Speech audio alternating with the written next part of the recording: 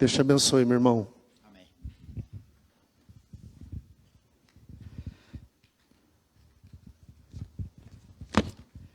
Graças e paz, irmãos e irmãs. Amém?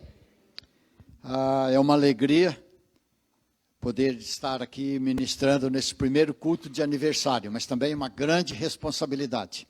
Aliás, sempre é grande responsabilidade falar de Deus, das grandezas de Deus, da palavra de Deus, compartilhar Deus às pessoas. Eu convido você para que abra a sua Bíblia na primeira carta de Pedro, capítulo 2. Primeira carta de Pedro, capítulo 2.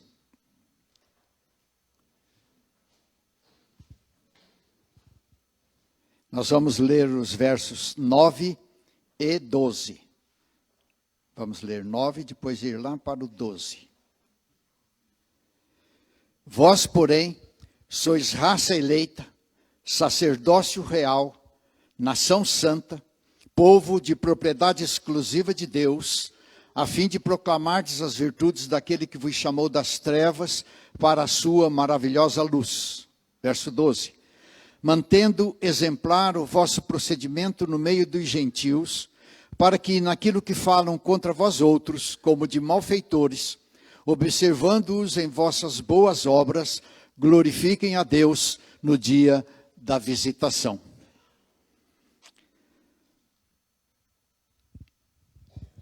É uma alegria poder participar. E esta igreja está comemorando 77 anos de organização, 77 anos de trabalho, servindo a Deus aqui na comunidade, sendo bênção aqui na cidade e também na região. Como eu sou novo, eu quero me apresentar, contar um pouquinho do meu currículo ou da minha vida. A igreja está fazendo 77 anos e eu tenho 73. Então, quase próximo aí a mesma existência da igreja. Eu professei minha fé em 1970. Eu sou de uma família, por parte de pais, já evangélica, de várias gerações, mas por parte de mãe, não. Por parte de mãe, minha mãe e meus avós não eram evangélicos. E eu professei minha fé em Arapongas, em 1970, e conheci a Itelvina, minha esposa, também em 1970. Trabalho da Federação de Jovens, aqui do Presbitério de Londrina. Eles foram fazer um trabalho lá, um dia todo lá em Arapongas, e um amigo meu da igreja presbiteriana, eu era da igreja presbiteriana independente, ele me convidou e falou, nós temos uma programação especial para jovens, vamos lá, passa lá. E eu fui e participei das atividades e nesse negócio de brincar, dessas brincadeiras da época, né? Ladrão, sim, é ladrão, laranja, ó laranja, me roubaram o meu colchão, olha o macaco na roda, 3 solteiros a passear. Eu fiquei interessado numa morena e ela me convidou para vir para Cambé na semana seguinte, que tinha um trabalho aqui na igreja para a construção do salão, que estava só armado, não tinha sido rebocado, piso ainda só piso bruto.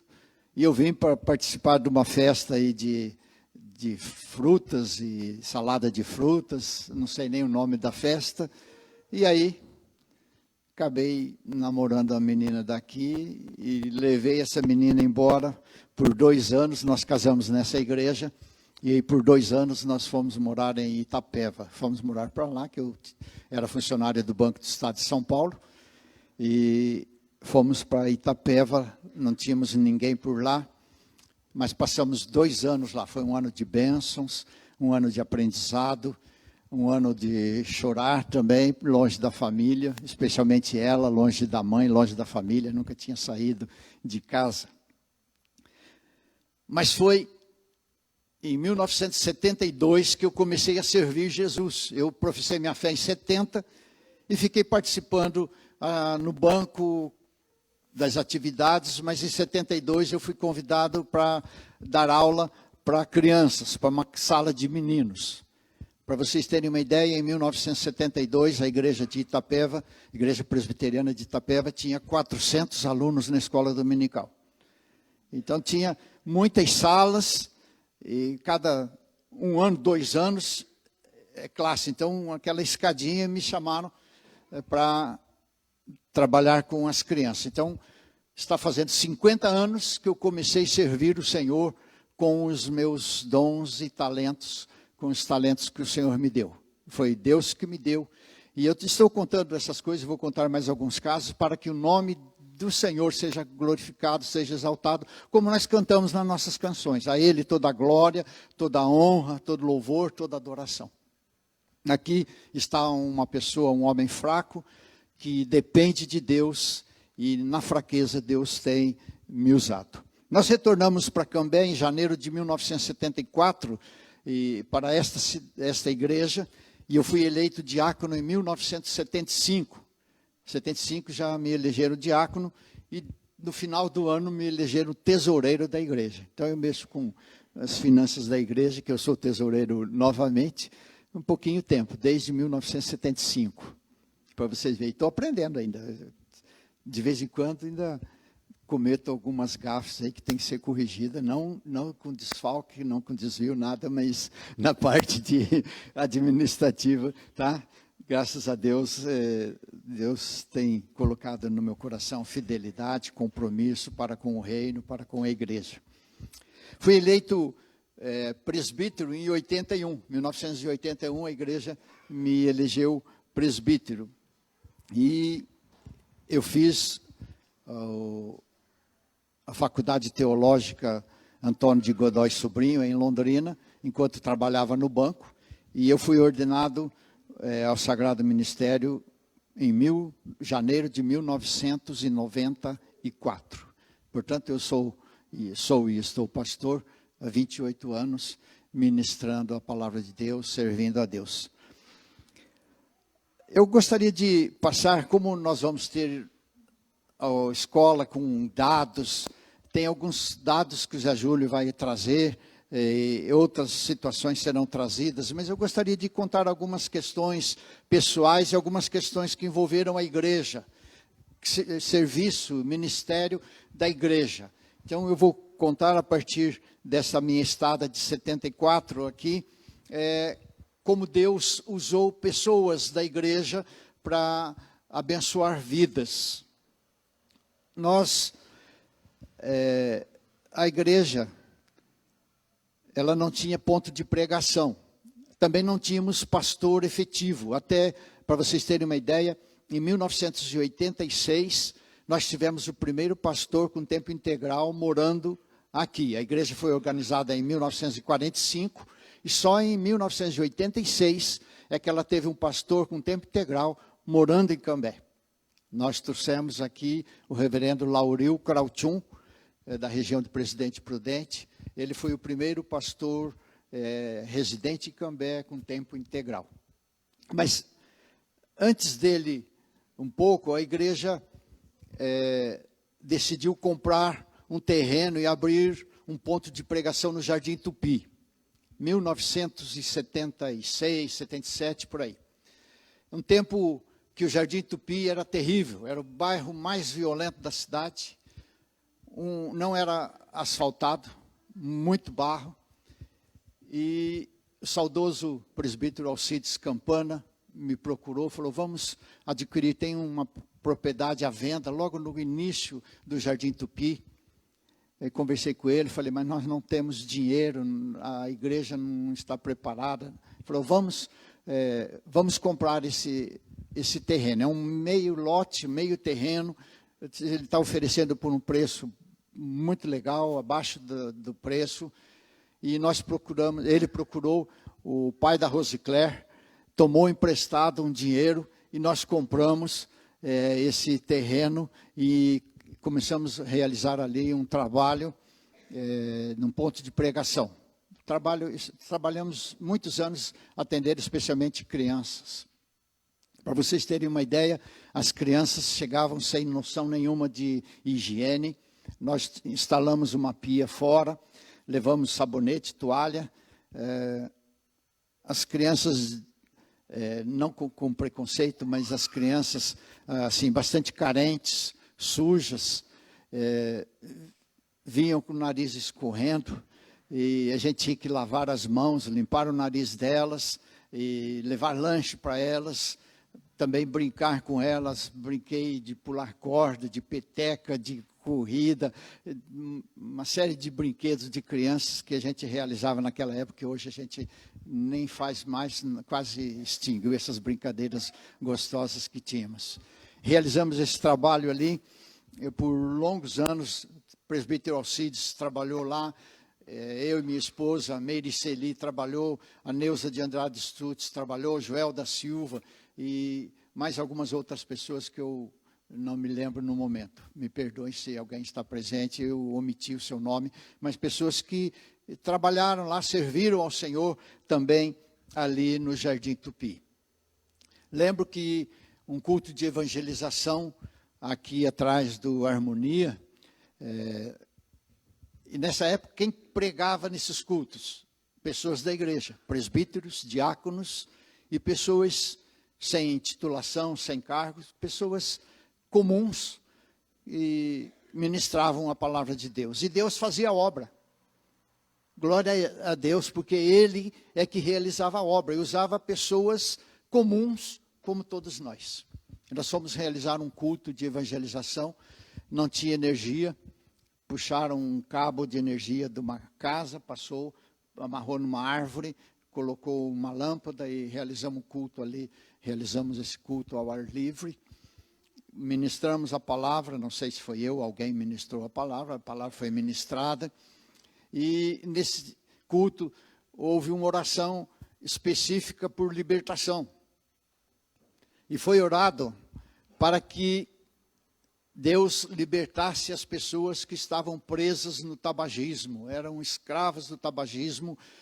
E no dia seguinte nós tomamos ciência de que uma pessoa, marido da mulher, que estava trabalhando, no seu trabalho noturno, ele tirou o cigarro. Quando ele levou a boca para acender, ele sentiu náuseas. Ele tentou de novo colocar, sentiu náuseas de novo, jogou o cigarro.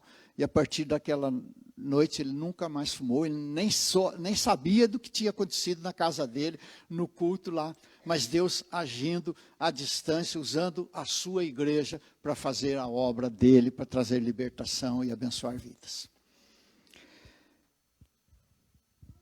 Também um culto no Jardim Tupi de final de ano, culto de confraternização, e era para levar os comes, né? Nós da igreja levamos, fizemos salgados, bolos, e levamos e colocamos na mesa. Tinha uma casa e um salão. Na casa nós colocamos a mesa para preparar para a distribuição posterior, e foi chegando gente, foi chegando gente, foi chegando gente. O salãozinho encheu e gente em pé. Nós fomos lá para casa, eu falei, e agora? Como é que nós vamos fazer com esse tanto de comida que nós temos para essa multidão que está aí? Pelo espaço é bastante gente. Vamos orar para Deus. Deus tem misericórdia. Vai fazer o quê? Aí, Senhor, o Senhor está vendo as pessoas, muitas vieram pela primeira vez, muitas crianças, e nós temos, de bom coração, trouxemos tudo isso. O Senhor faça um milagre, multiplica isso para que a gente não passe vergonha, que as pessoas sejam alimentadas. Sabe o que aconteceu?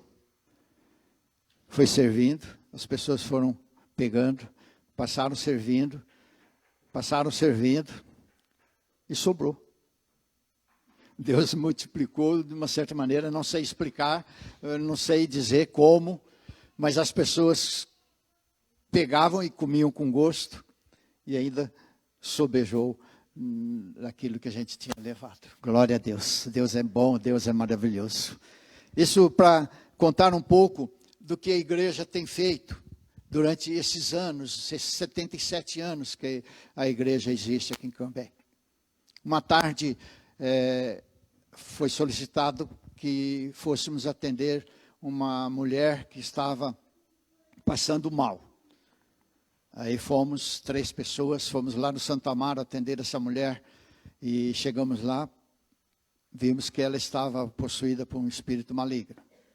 Nós conversamos um pouquinho e começamos a orar. E a gente orava, aparentemente ela ficava bem, ficava liberta. E a gente começava a cantar, ela ficava ruim. Orava, ficava liberta aparentemente. E a gente lia textos da palavra de Deus, ela ficava ruim de novo. E nós, 3 pessoas ali trabalhando com aquela mulher. E em certo momento, nós estávamos orando, o gato veio correndo, bateu na parede, voltou, correu, pulou uma janela assim, nós ficamos todos arrepiados, os 3. A igreja não tinha muito preparo nisso, muito conhecimento nisso. Mas, para a glória do Senhor, aquela mulher ficou liberta, foi recebida na igreja como membro da igreja. Depois mudaram daqui. E a igreja teve algumas experiências na área de libertação. Num culto como este, determinado momento, uma pessoa, do 3º, 4º banco aqui nessa ala, lá de trás para frente, do 3º, 4º, ou seja, antepenúltimo, de repente ficou possesso no meio da igreja. O que aconteceu? Abriu um espaço, um branco em volta, assim, todo mundo correu para trás, para frente, para os lados, né? O que está acontecendo? O presbítero Osias foi o primeiro a chegar, e aí vários de nós fomos atender essa pessoa. Daí levamos lá para o salão, para a sala pastoral, e oramos lá. O culto continuou aqui. E tivemos várias situações assim. E Deus trouxe libertação às pessoas que precisavam de libertação. Uma vez na escola dominical, uma pessoa chegou e começou a se manifestar aqui na igreja. Levamos lá para o salão e ela foi falou aquele padre, e falou um monte de palavrão. Porque ela tinha ido na casa paroquial, na missa, e não foi atendida. Não sei a situação que ocorreu lá. Nós não sabemos o que aconteceu lá. Só que ela veio xingando para cá. E aí levamos lá para o salão, atendemos. Depois que foi liberta, falando, pode abrir, a porta está aberta, a hora que quiser sair, pode sair. Né? E aí ela não quis mais nada, ela veio para pedir, e chegou, só sentou aqui, ficou uns minutinhos e foi embora, não quis mais nada. Ela só quis perturbar, tanto lá na igreja católica, quanto aqui. O diabo usou essa mulher para atrapalhar, ou tentar atrapalhar o culto, a adoração ao Senhor. É a igreja servindo, é a igreja ministrando, é a igreja sendo bênção. Esses 77 anos, a igreja tem sido bênçãos na vida da cidade. Mas a gente passa alguns problemas, alguns perrengues pessoais. Eu aqui vou dizer algumas. Eu li o texto e eu vou voltar para o texto, viu? Ainda que rapidinho, tá? Não esqueci do texto, não. Mas ser cristão, ser crente, você precisa vir à igreja, frequentar a igreja. Num domingo eu estava pronto para vir para a igreja. Eu morava quase em frente onde mora o reverendo Zé Júlio, ali no Parque Santa Helena. E eu tinha carro, era um dos poucos ali da região que tinha carro. Eu tinha comprado um carrinho velho e estava aguardando a minha esposa aprontar o Ricardo, que era criança. E quem tem criança sabe, está na hora de ir para a igreja, está pronto, enquanto a mãe se arruma, a criança já se sujou, tem que trocar. E eu não gosto, eu sempre fui um pouco, vamos dizer assim, um pouco legalista. Eu não gostava de chegar atrasado, eu era diácono, eu tinha que estar. Né? Aliás, nessa época, eu já era diácono. Antes de sair, chega, bate palma lá, meu Deus, agora, na hora de ir para a igreja, vem gente aí. Aí uma pessoa falou, escuta, o senhor tem carro, minha criança está doente, o senhor poderia me levar no hospital? Aí eu tenho que ir para a igreja agora. Daí eu fui, conversei com minha esposa, falei, vocês não vão mais para a igreja, vou levar essa pessoa para o hospital. Aqui em Cambé não tinha atendimento para criança num domingo à noite. Falei, nós temos que ir para Londrina. Fomos no hospital, mas eles falaram, ninguém vai atender aqui em Cambé, não tem. Aí fomos para Londrina, em frente à Cacique, eu parei. Falei, vocês acreditam que Deus pode curar essa criança? Nós cremos. Falei, então vamos orar.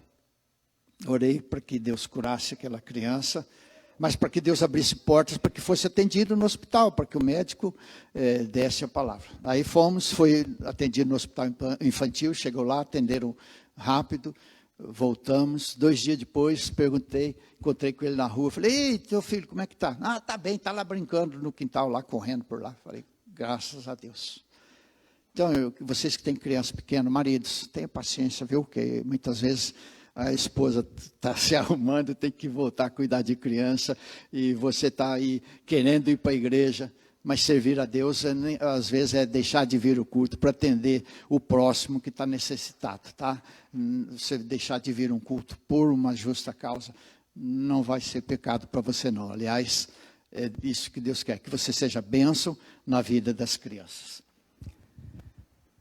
Trabalhei no Banespa. Um determinado dia eu fui com minha esposa mais cedo, ela foi para a cidade, estacionei o carro na rua Santa Catarina, próximo onde é o Bradesco hoje. Naquela época descia, hoje sobe, hoje o trânsito está ao contrário. Estacionei debaixo de uma árvore e fomos num restaurante vegetariano ali próximo a almoçar. Subi, ela ficou na cidade e eu fui trabalhar. Eu trabalhava da 1 às 7. 7 horas, quando eu chego para buscar o carro. Cadê o carro? Mas onde que será que eu estacionei em outro lugar? Porque eu costumava estacionar onde tinha vaga. Daí eu falei, não, eu lembro que nós fomos no restaurante, eu estacionei aqui, na volta passei aqui, o carro estava bem aqui.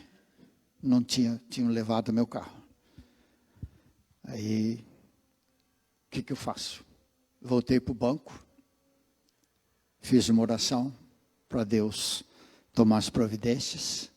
Liguei para minha esposa e falei, levaram o nosso carro.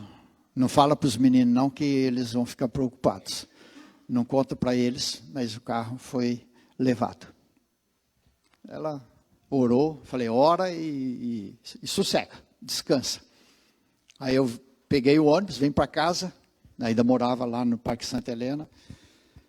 Aliás, nessa época eu já morava aqui, onde eu moro, na Rua Bélgica. Fui em casa, daí a pouco subi para o ensaio do coral. Tinha ensaio no Conjunto Coral, estou ensaiando no Conjunto Coral. Daí a pouco chega a Etelvina ali na porta. Falei, o que foi? O que foi? Ela subiu correndo da Bélgica até aqui. Acharam o carro! Acharam o carro! Daí o pessoal do coral falou, o que foi? O que está acontecendo? Eu falei, é que furtaram o meu carro. Ele falou, mas você veio ensaiar, você está assim tranquilo? Eu falei, o que eu posso fazer? Deus permitiu, furtaram o carro, agora Deus está cuidando. Ele falou, a polícia ligou que acharam o carro, é para você ir lá para confirmar se é o carro mesmo. Aí fui para Londrina, peguei o carro do meu cunhado, fui para Londrina, era o carro. O que tinha acontecido? Depois que eu passei, o carro ficou estacionado, alguém passou, escolheu o carro, e estavam 2 pessoas, eles deram a volta na outra quadra, chamaram o chaveiro, falou, meu carro é esse aqui, minha esposa foi no banco, aqui no calçadão, e perdeu a chave. Agora, eu preciso que abra o carro. Então, por favor, você abre o carro e faz uma cópia da chave, porque a chave foi perdida. Nisso que eles estavam, o chaveiro estava trabalhando no carro com a porta aberta, passou 2 policiais de moto e pararam e perguntaram, o que está acontecendo? Falei, não, o rapaz, o dono desse carro, disse que a mulher perdeu a chave, pediu para a gente abrir e fazer outra chave. Naquela época tinha um posto da Polícia Federal bem em frente ali do posto de saúde, ali naquela esquina.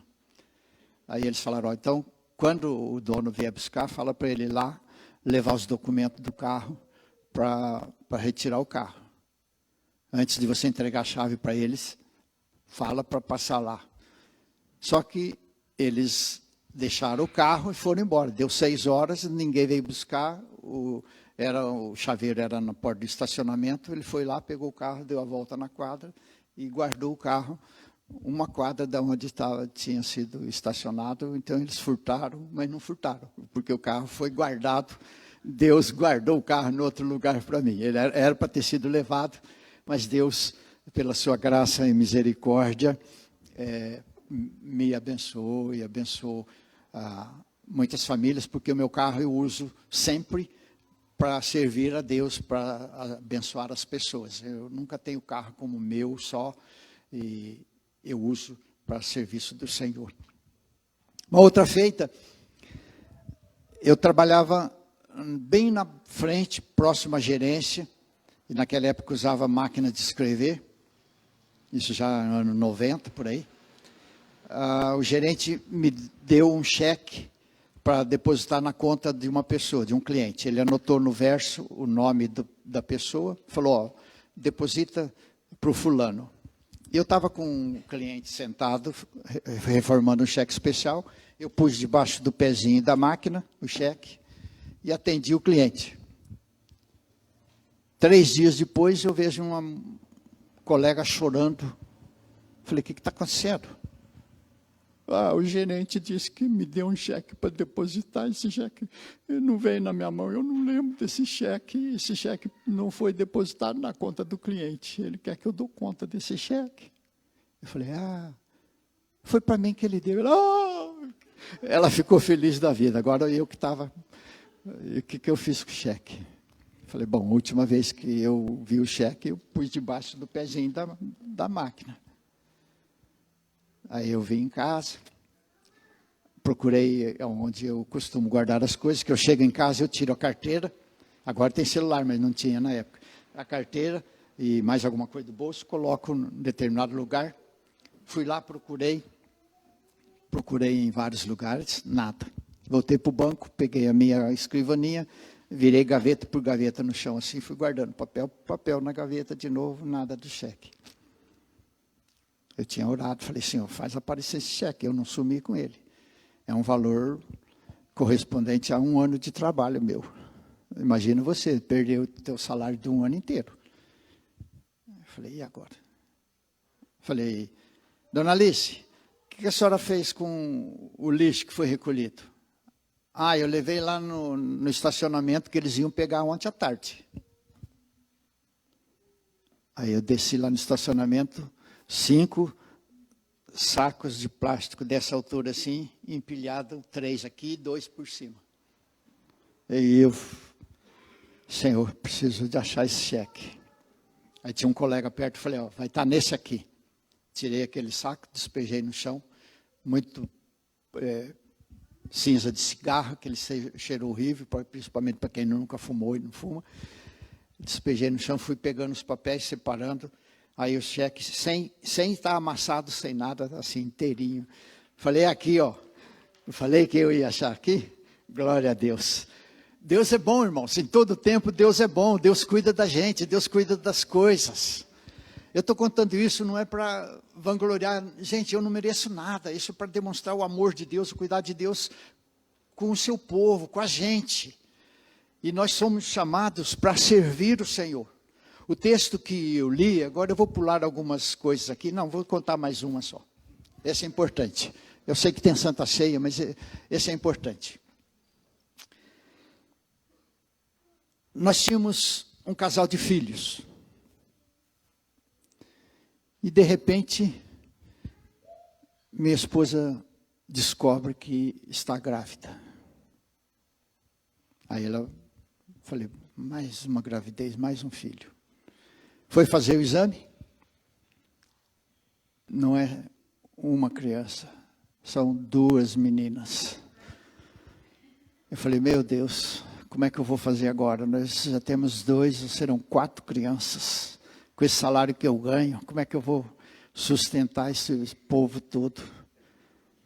Senhor, tem misericórdia. De uma certa maneira, irmãos, foi uma rejeição. E nessa época, meu sogro adoeceu. E os meses vão se passando. No 7º mês de gestação, meu sogro morre. Uma semana ou 15 dias depois, minha esposa rompe a bolsa, tem que correr para o hospital, e as crianças morrem. Morre a primeira, eu pego certidão de óbito, vou lá na CESF, todo aquele procedimento desagradável, aí compro um caixãozinho, tem que comprar um terreno aqui em Cambé, meu cunhado tomou as providências aqui, e eu fui lá, chego no hospital, morreu a segunda, vou para trás, de novo, chego lá, morreu a segunda, preciso de outro caixão, outro procedimento. E minha esposa no hospital, no dia seguinte, de manhã seguinte, fizemos o sepultamento. Ela vem para casa, ela não viu as meninas. A igreja não tinha pastor, tempo integral, residente aqui, nós não recebemos visita de pastor. Uma irmã da igreja, ou duas, e eu não sei que determinada ocasião, eu vou citar 3 nomes, duas delas fez visita para minha esposa. Uma foi a dona Eunice, mãe da Meire Celi. A outra foi a Neuza Stutz, irmã da Virgínia, esposa do Elias. E a terceira, a dona Rita Alexandrino. 2 irmãs foram visitar. Eu estou dizendo isso porque vocês provavelmente passam situações difíceis, e muitas vezes nós não ficamos sabendo, ou vocês não recebem visita. Me perdoem se por algum motivo vocês precisaram, e eu como seu pastor não fui te visitar. Me perdoe. Mas se tem algum problema, avise o pastor da igreja. Agora é fácil, passa um zap lá, liga. Fala, ó, tem alguém doente, estamos passando por dificuldades. Para você ser socorrido, atendido, ministrado, Deus nos chamou, não só os pastores, mas chamou a nós para abençoarmos as vidas. E é nesse momento que nós precisamos de um apoio, de um ombro amigo, de uma oração, de uma palavra de incentivo. Então, quando você souber de alguém na igreja que está precisando, vai lá visitar. Se você não pode visitar, liga.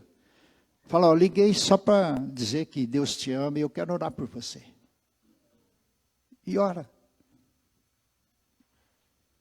É muito importante isso.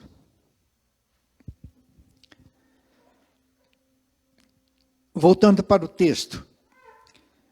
Pedro agora escrevendo para a igreja cristã que está passando por perseguição, ele escreve, vocês são. Ele não diz vocês serão, mas vocês são. Deus, na sua infinita graça e misericórdia, alcançou vocês e transformou vocês. E agora vocês são raça eleita. E há alguns que citam 3 raças, que são os descendentes dos 3 filhos de Noé, Sem, Cã e Jafé. Que Sem seria os da raça amarela, a de Cã seriam os negros da África, e de Jafé seriam os brancos que povoaram a Europa, e nós aqui que somos misturados, né, temos os negros e temos o amarelo também, e temos brancos. Há um estudo que seriam essas 3 raças, mistura com etnias, é uma questão bastante complexa. Mas Pedro está dizendo que nós somos raça eleita, independentemente desse tipo de qualificativo aí de raça, negro, branco ou amarelo. Deus fez uma raça própria dele, para a glória dele, para serviço dele, para a obra dele. E diz que nós somos essa raça eleita, independentemente da cor da nossa pele, independentemente dos nossos ancestrais. Nós agora fazemos parte de uma raça que foi eleita. A eleição é uma doutrina importante no presbiterianismo. Pedro diz, vocês são raça eleita. Agora Deus formou um povo dele, uma raça dele. Mas vocês também são sacerdócio real, contrastando com o povo judeu que tinha o sacerdote, que era dentre o povo, Deus escolheu uma tribo, e dentro dessa tribo escolheu uma família para ser sacerdote.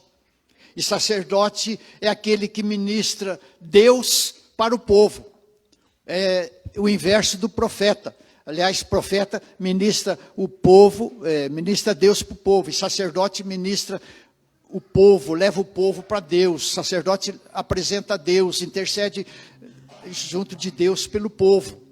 É o inverso do profeta. Enquanto o profeta anuncia as coisas de Deus para o povo, o sacerdote leva o povo até Deus, ministra para o povo, mas falando de Deus e apresentando as causas de Deus. Mas em Jesus Cristo nos fez sacerdotes. Agora nós podemos, aqueles antigamente só daquela tribo que podia, só daquela família que podia ir diante de Deus. Agora em Cristo Jesus nós podemos nos apresentarmos diante de Deus. Nós somos feitos sacerdotes, nós temos o privilégio de irmos até a presença de Deus, de trabalharmos diante de Deus, de manifestar Deus e chorar diante de Deus, e chegar diante de Deus e dizer: Senhor, está doendo. Senhor, eu quero te servir, eu quero fazer a tua obra, mas está doendo. Eu preciso do Senhor, do teu socorro, da tua presença, da tua mão forte. Mas Pedro diz que nós somos nação santa, não é mais Israel. Quando os judeus falavam, eles falavam que eles tinham o sacerdócio, que eles eram nação santa. Agora Pedro está dizendo: vocês, gentios, vocês que não são judeus, vocês fazem parte dessa nação santa, uma nação separada que Deus escolheu, separou dentre as pessoas, dentre os povos, para ser dele, para ele. Vocês são raça eleita, porque ele elegeu vocês. Ele fez de vocês sacerdotes e fez de vocês uma nação santa, separada, para glorificar o nome dele, para servir a ele, para anunciar as coisas dele, de Deus, as grandezas de Deus. Mas fez mais ainda, fez um povo de propriedade exclusiva de Deus. Vocês são povo de propriedade exclusiva de Deus. Vocês pertencem a Deus. E Deus não divide glória e honra com ninguém. Nós temos que servir a Deus, nós pertencemos ao Senhor. Nós somos comprados com alto preço. Jesus pagou o preço da nossa vida, da nossa salvação, derramando o seu sangue na cruz do Calvário. Sem Jesus não há salvação, sem Jesus não há remissão de pecados, não há quitação de pecados, a dívida continua. Mas nós fomos comprados e nós fomos feitos propriedade exclusiva de Deus. Ele é nosso dono, é o nosso Senhor, Ele é o nosso Rei. Nós pertencemos a Ele, nós somos súditos de Deus. Mas para quê? Porque nós somos bonzinhos, porque Ele gostou de nós, ou achou que a nossa cara é legal, que nós somos assim, beleza? Não, tem propósitos definidos. Ele disse que Ele fez tudo isso conosco, para que o nome dEle seja glorificado. Irmãos, nós somos chamados para servir a Deus, para fazermos parte da família de Deus, para que Deus seja glorificado através da nossa vida. E como Pedro está dizendo aqui, que Deus fez isso com vocês com um propósito definido, para proclamardes, e aqui fala de proclamação, tem a ver com compartilhar o que Deus fez na sua vida, o que o amor de Deus te alcançou. Então nós temos que falar desse amor. Mas no verso 13, Pedro diz que nós devemos manter exemplar o nosso procedimento no meio dos gentios, para que naquilo que eles falam contra nós, como malfeitores, observando as nossas boas obras, glorifique o nome de Deus. Duas coisas: anunciar e testemunho, é vida. Evangelho, não nessa ordem, mas é vida, ou seja, testemunho e proclamação. Como ouvirão, se não há quem pregue? O evangelho precisa ser pregado. Jesus precisa ser anunciado. Mas as pessoas precisam ver Jesus na nossa vida. Tem que olhar para mim e para você e ver Jesus. Nós hoje somos as mãos, a boca de Jesus. Deus faz a obra e usa quem? Usa nós, eu, você. Não importa se você tem cargo na igreja ou não, se você é novo na igreja ou não, ou é antigo, não importa. Deus quer usar a mim e você para que o nome dele seja glorificado, para que as pessoas sejam abençoadas, vidas sejam alcançadas, transformadas e libertas. E Deus, o nome de Deus seja glorificado. E eu encerro lendo o mesmo texto, mas na versão da Bíblia Mensagem.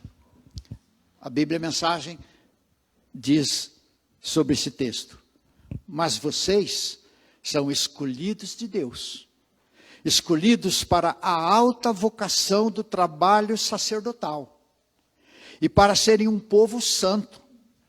São instrumentos de Deus para fazer sua obra e falar por Ele, e para contar a todos quanta diferença Deus fez na vida de vocês. Vivam uma vida exemplar entre os descrentes, para que o comportamento de vocês refute o preconceito deles. É o mesmo texto na Bíblia Mensagem. Deus te escolheu, meu irmão, minha irmã. Deus te chamou, comprou você, nos comprou para sermos dele, especiais. A única diferença entre aqueles que não são salvos e nós é que nós temos Jesus. A única diferença. Tira Jesus, são todos iguais. Mas Jesus faz diferença na nossa vida.